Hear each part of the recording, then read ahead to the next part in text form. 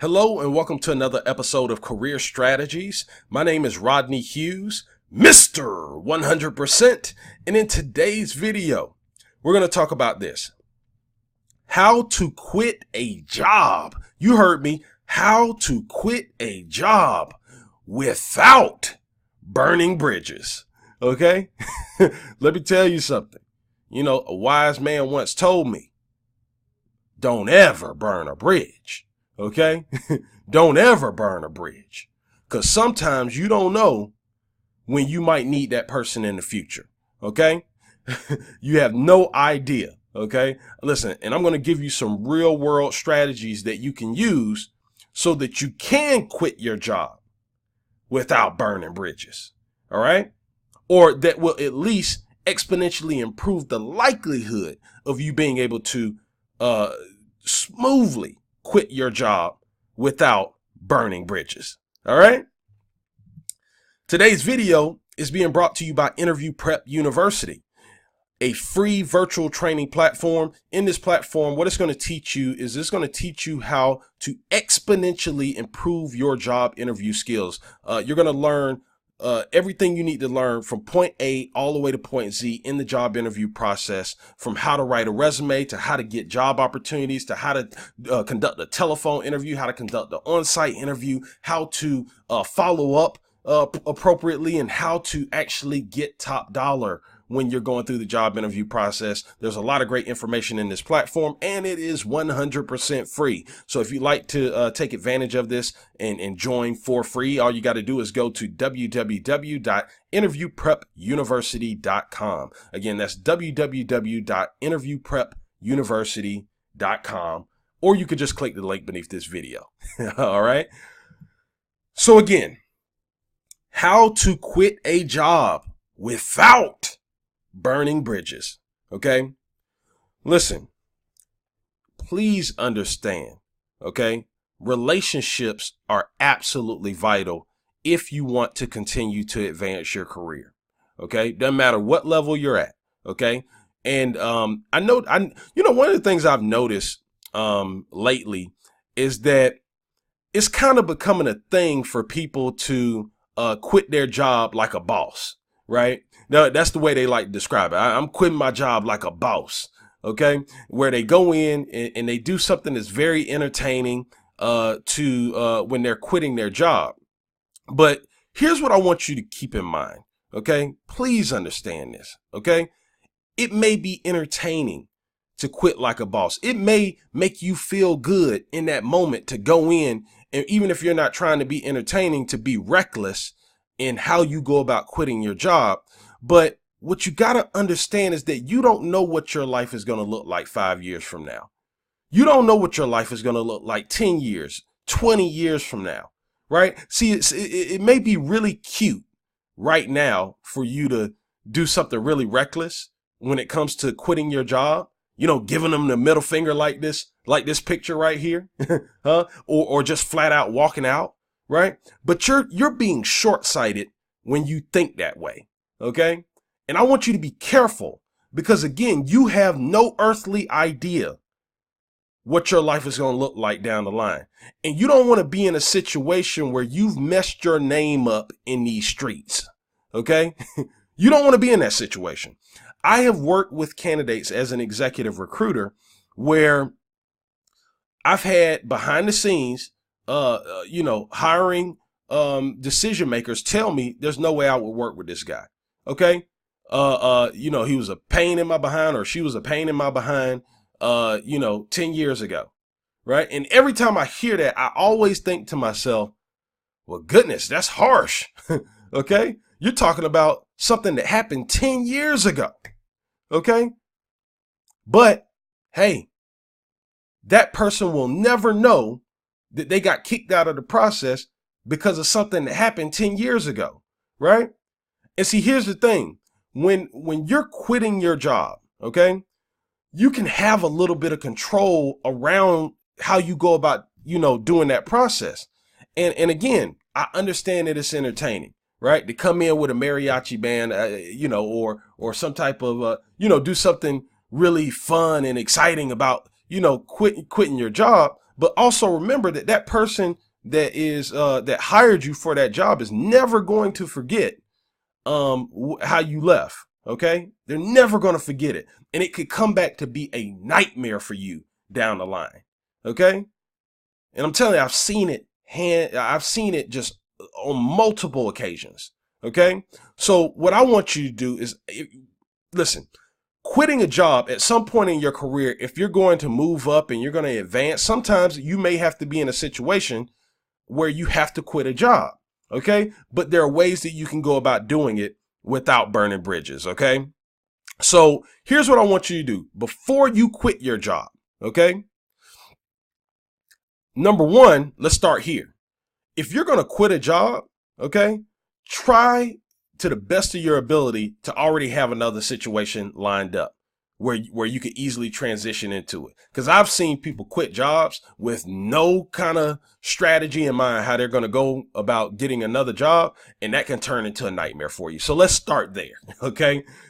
Whenever you're about to quit a job, make sure you have something else lined up, okay? Don't get so caught up in your emotions for whatever reason that you end up putting yourself in a worse situation. Okay, let's start there. Second thing I want you to do is when you're going to quit a job, I want you to quit with 10 to 15 years in mind. Okay, before you say a single word or give any type of letter of resignation, I want you to think with 10 to 15 years in mind. Okay, and I want you to filter everything that you're about to do when you go through that process of quitting that job through that filter of, the ideal situation here is, yes, when you leave a job, somebody might be a little annoyed. Somebody might be a little pissed off, but you want to approach the process from the mindset of, man, you know what? I would love to be in a situation that when all the dust settles, me and this person who hired me, who gave me an opportunity, okay, to work and to make a livelihood, okay, I would hope that however you approach that is with a mindset of 10 to 15 years down the line that you all can at least have communication with each other. Okay. That person over time has gotten over the fact that you ended up moving on from the organization. Okay. So you want to think with 10 to 15 years in mind, because by doing that, you'll be focusing on making sure that your actions are such that you're doing your best to save the relationship. Okay. And by the way, just to put this into more perspective. So when I decided that I wanted to become an executive recruiter, there was a gentleman who was my boss at my previous job. Right. And, it was probably a year after I quit that job. I went out of my way. I had this mindset of, 10 to 15 years from now, I would love to be able to pick up the phone and talk to this guy or have him not look at me in some type of negative light. So everything that I did, because I had that 10 to 15 year mindset, I tried to position things so that people wouldn't be mad at me. Okay. Okay. Now you can't always avoid people getting mad at you, but you could do your best not to just completely burn a bridge. Okay. And that's what I did. And when I decided that I wanted to become an executive recruiter, what ended up happening is that that guy who was my boss at my previous job, was like, hey man, I'd be more than happy to serve as a reference for you. And that guy's reference is the reference that took me over the top, that allowed me to get my foot in the door as an executive recruiter, because becoming an executive recruiter can be a very difficult thing, especially if you don't have any previous experience like I didn't have in the recruiting space. Okay. And so again, that wouldn't have happened if I would have came into the office with a mariachi band. Okay. And would have been singing like, I quit, you could go to hell, I quit, right? If I would have did all that, it would have been funny to some people. It would have been entertaining. If I would have came in, it would have been like, you know what? I hate it here. I quit, right? Do you think that guy would have served as my reference down the line? You see what I'm saying? Think about the relationship, man. When you're about to quit, Don't get caught up in your emotions. Okay? Do your best, okay, to put your best foot forward, to be proactive in thinking about the relationship. Okay? See, here's what I want you to understand. I think this is the main point that I'm trying to make here. Okay? People will forget details. Okay? But people never forget emotions. Okay? People forget details, but they'll never forget emotions. And just to prove this point, all you gotta do is look at relationships that go south. Okay? The interesting thing that I started to realize when I look at like relationships, like I'm talking about like, intimate relationships, right? Like maybe a guy and a girl or whoever, two people were dating. Okay. These people could be together for 10 years. Okay. And 99% of their relationship could have been phenomenal. Okay. But if they end that relationship, okay, on a horrible note, okay, then if you interact with those two people, a lot of times if it ended real ugly, it's almost like it erases all the previous years, right? So if they were together 10 years and let's say that a girlfriend finds out that their boyfriend was cheating or vice versa, right? I've seen people that will hold on to that feeling because that emotion was so intense in that moment, right? They might even forget, some of the details of what actually happened that got them that mad, but they will always remember that situation because of the emotion that was tied to that situation. See, people forget details all the time, but they never forget emotions, right? And the thing, and it actually works the opposite way, right? If you got a person who makes people feel good, makes a large number of people feel good, people remember these people because of the emotion associated with the person. I think when I say that, I think about people like Martin Luther King, right? The reason he has a holiday is because he made such a huge positive impact. You understand? But it's the emotion that people remember. Okay? Most people that celebrate, Martin Luther King's holiday don't even really know the details of what he did.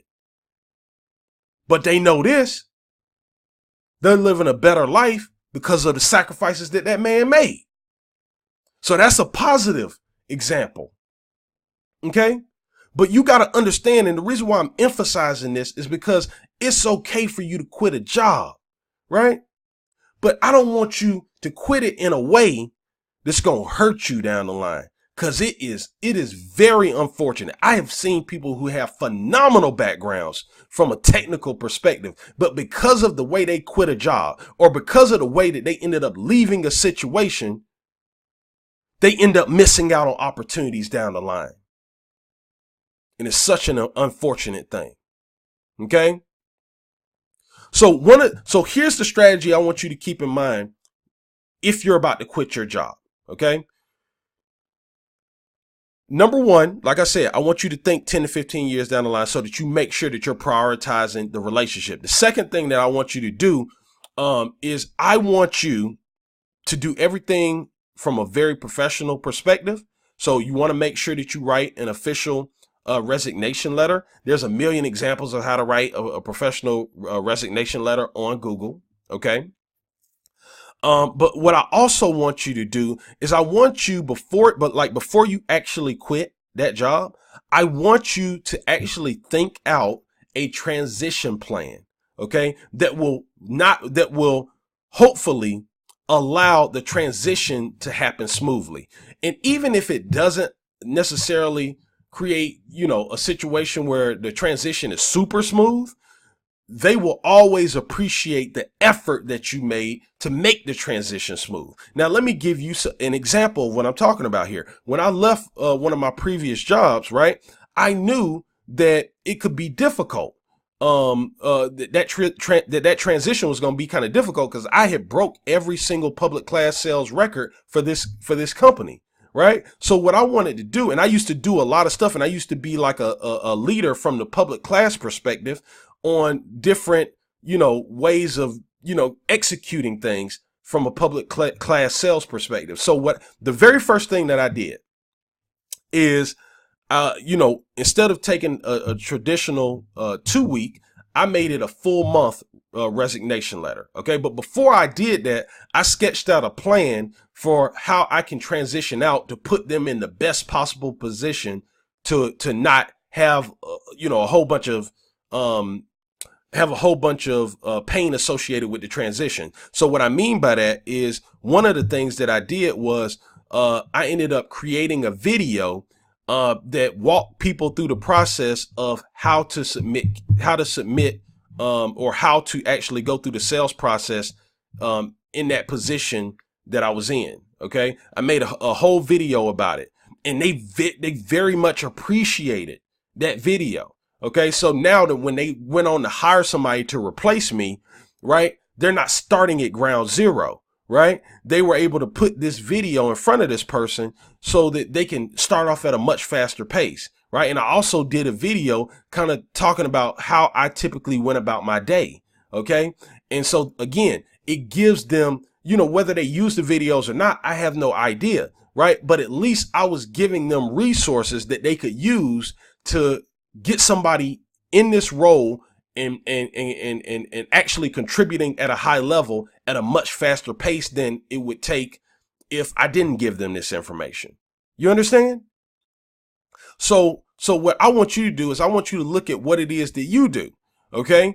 I don't know what it is that you do, but I want you to look at what you're doing, and I want you to ask yourself, do the key people know exactly what you do and how you do it? And if they don't, then I want you to document it somehow. Maybe you do it by way of video. Maybe you do it by just, typing it up in a Word document. Maybe you just outline it in an email, right? And then you send that you send that to them once you have extended, your resignation letter. And I just want you to plan for that. Okay. Because I promise you, 99% of the people that quit their jobs don't do this. Okay. They don't take that type of effort to make the transition go smoothly. So just by doing that, you're going to be in a much better position with the people that you're dealing with, right? They may be taken aback at first, but then anyone in their right mind is going to be like, wow, man, I really appreciate this person taking that kind of effort and putting that kind of thought into making sure that it's a smooth transition. You understand? Now, and again, before I end here, again, I do want to emphasize this, okay? There are like I tell candidates whenever I place a candidate, I learned this from a mentor of mine, that there are 3 different ways that things can go when you decide to quit a job, typically. Okay. Way number 1, which is the most ideal way possible, is that when you go in with your resignation letter and you let them know, hey, I've decided to move on. The best response is for that, that hiring person or that person that's your boss to say, hey, man, thank you for letting me know. I wish you the best on your endeavor. And then you all have a peaceful conversation. Okay. The second way that it can go is, they could say, all right, and not really give you a whole bunch to kind of go off of. Okay. And I guess the best way I could describe it is that the second way that it can go is, which is actually probably the most dangerous way, by the way, is they could come in and they could try to keep you on board, right? They could try to say, hey, I understand you want to leave, but we want you to stay. And they try to extend you a counter offer. And I'll do a whole nother video on counter offers. Okay. But what I want you to understand is easily like 95% of counter offers don't really work out from a long-term perspective. Okay. And like I said, in the video that I do on this subject, I'll go into detail a little bit more on it. Okay. But that's actually the most dangerous way. But then the third way, that it could go when you go in to quit is that people could just say, get out. Okay. Get out right now. Okay. We don't want you here. Right. And you need to be mentally prepared for that to happen. Okay. Just in case it does happen. But even if that does happen, I still want you to do the things that I've talked to you about in this video. I still want you to have a mindset of 10 to 15 years down the line. I still want you to do some type of transition planning, okay, so that you can at least show that you've put some initiative towards making sure that it's a smoother transition as possible. Because by doing these things, okay, regardless of how it plays out of those three ways, you're going to be in a better position. Even if it's the third way, like I described, where they say get out, right? They might be mad today, but guess what? Because you didn't be extremely unprofessional, you may be able to salvage the relationship once they get over the initial shock of you coming in saying that you're quitting. Okay. So listen, hope you got great value out of this video. If you did, like this video, and then I want you to comment on this video, and I want you to tell me, okay, tell me about a time when you had to quit a job, okay, and answer me if you've ever created a transition plan for that. Go ahead and put that in the comment area, okay. And lastly, if you haven't subscribed to my channel, it's all about teaching you strategies to advance your career. Whether it's from an interview perspective, whether it's from a leadership perspective, whether it's from, regardless of what perspective it's from, all the stuff I'm going to teach you on this channel is about furthering your career. And so if you haven't subscribed to my channel, please do so. And also make sure you hit that little bell so that you can get my notifications whenever I drop new content, because I'm gonna be dropping content on a very regular, consistent basis. And I just want you to be aware of it. Okay. All right, listen, thanks for checking out the video. Hope you enjoyed it. I'll see you in the next video. Take care.